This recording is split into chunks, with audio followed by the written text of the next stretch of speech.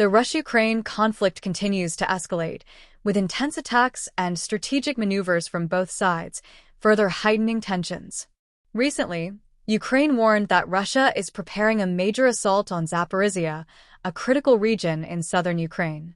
According to Vladyslav Voloshyn, a spokesperson for Ukraine's Southern Military Command, this attack could take place any day now. Intelligence data indicates that Russia is preparing to use armored vehicles and a large number of unmanned aerial vehicles, UAVs, in military operations, creating a significant threat to Ukraine in the area. Meanwhile, in the Donetsk region, Russian forces carried out an attack that destroyed the Kurokov water reservoir dam on the Vovcha River, near the village of Stary Turny. This attack poses a risk to the safety of residents along the Vovcha River in both Donetsk and Dnipropetrovsk. According to the Kyiv Independent, Russian forces are focusing efforts on breaking through Ukraine's defensive lines in the key cities of Kurokov and Pokrovsk in the east. On November 11th, Russian forces engaged in 185 skirmishes with Ukrainian forces, launching thousands of artillery strikes and deploying over 4,000 artillery rounds targeting Ukrainian military positions and settlements. In Pokrovsky, Donetsk, Russian forces conducted 36 attacks, targeting populated areas such as Myrolubivka, Promenia, Hryhorivka, and others.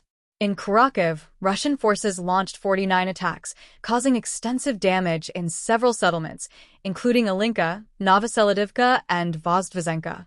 In Kryvyi Rih, Dnipropetrovsk, a residential high-rise building was hit by a Russian missile, injuring at least 14 people, including 2 children. Ukrainian President Volodymyr Zelensky condemned these airstrikes, stating they completely disregard Russia's claims of resolving the conflict diplomatically. He called for strong international support, both in terms of weapons and diplomacy, to counter Moscow's military actions.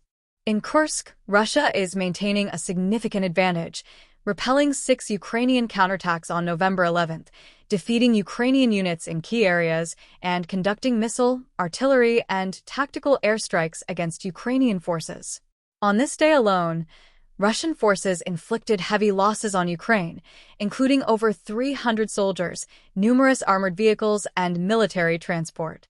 According to TASS, since the beginning of the conflict in Kursk, Ukraine has lost over 31,390 soldiers, along with hundreds of tanks, fighting vehicles, artillery, and other military equipment.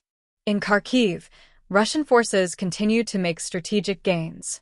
According to Vitaly Ganchev, head of the Kharkiv Military Civil Administration appointed by Russia, Russian forces have taken control of the settlement of Kolesnikovka and are advancing toward the Oskol River, reaching areas such as Glushkovka and Borovaya. Russia's defense minister, Andrei Borisov, commended the 153rd Armored Regiment for successfully liberating the settlement and steadily advancing toward Boguslav.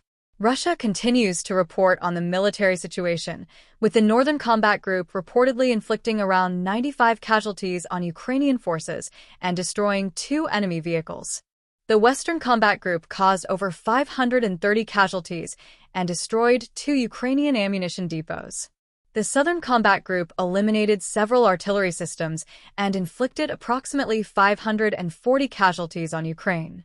Other combat groups also achieved strategic successes, repelling Ukrainian counterattacks and inflicting significant losses on opposing forces.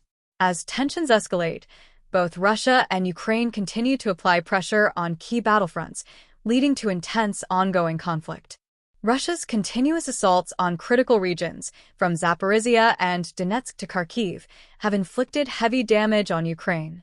Both sides seem focused on the battlefield, with no signs of a peaceful resolution in sight.